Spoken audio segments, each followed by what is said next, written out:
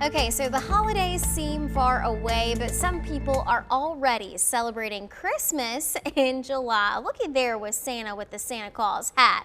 So whether you're celebrating it or not, July is a great time to get winter holiday savings on the mind by beginning to save money early and even buy gifts. So we are joined this afternoon by Scott Braddock. He is a financial planner at Scott Braddock Financial, and we're talking about the best ways to save money and the best money habits to prepare for the holidays. So Scott, thanks so much for being here with us. Let's go ahead and jump right in. He's also taking your questions though, so all you got to do is text the number on your screen. That number is 336-379-5775.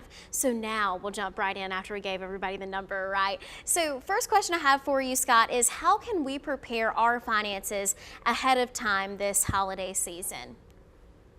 Well, it does seem a little early to be talking about Christmas. However, really to kind of curb the anxiety that comes with spending money around the holidays is to start early. The earlier you start, the more likely you are to not only find the gifts that you're looking for all the individuals on your list, but you'll find much better deals if you choose to purchase these gifts throughout the year. So that would be my top recommendation, and have a plan together.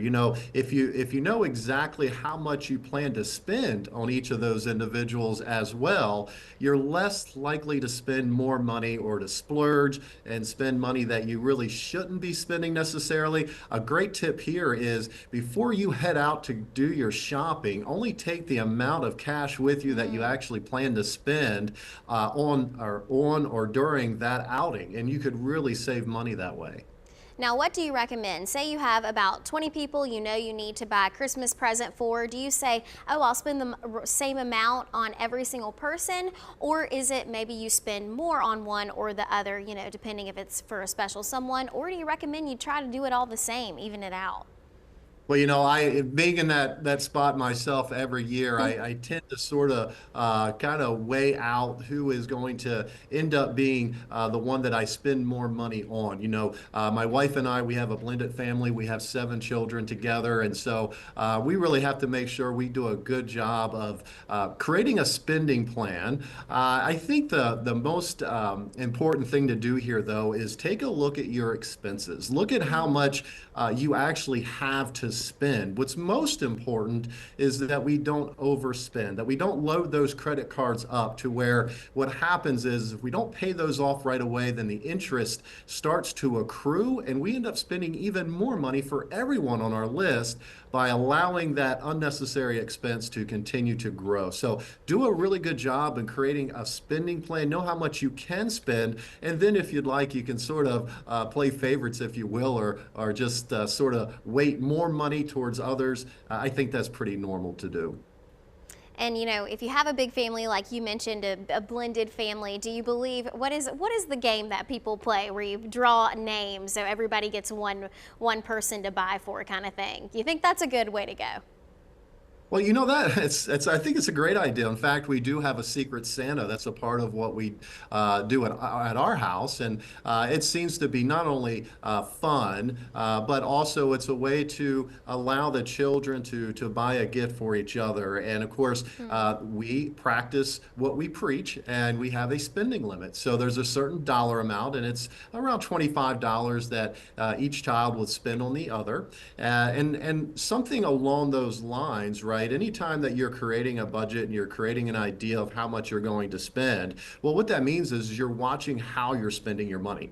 The more you watch how you spend your money, the better job you can do at cutting out unnecessary expenses as you move along, especially through the holidays.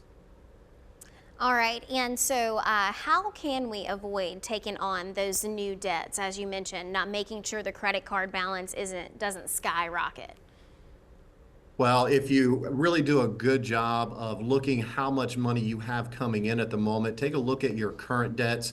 It's really important to make sure that you don't accrue new debt. I would encourage really to focus on spending down the debt that you have. And a lot of folks are going to sort of cringe about that. But again, if you start early, it's Christmas in July, right? If you start early, you can take advantage of a couple different really good methods to pay down your debt. And here's a couple. So one would be the snowball effect. Here, what you're going to do is you're going to align your debt from smallest to largest. Start to pay off the smallest debt first, then on to the next one. And as you can imagine, that starts to build like a snowball effect as a snowball rolls down a hill.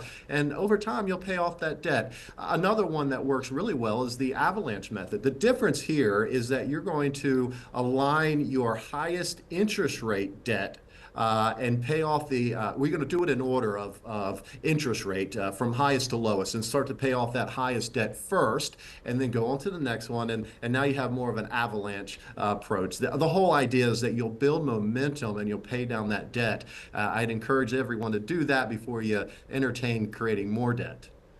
All right, some great advice from you there, Scott. We'll be right back after the break, and we're going to have more answers, questions by our expert coming up. Stay with us.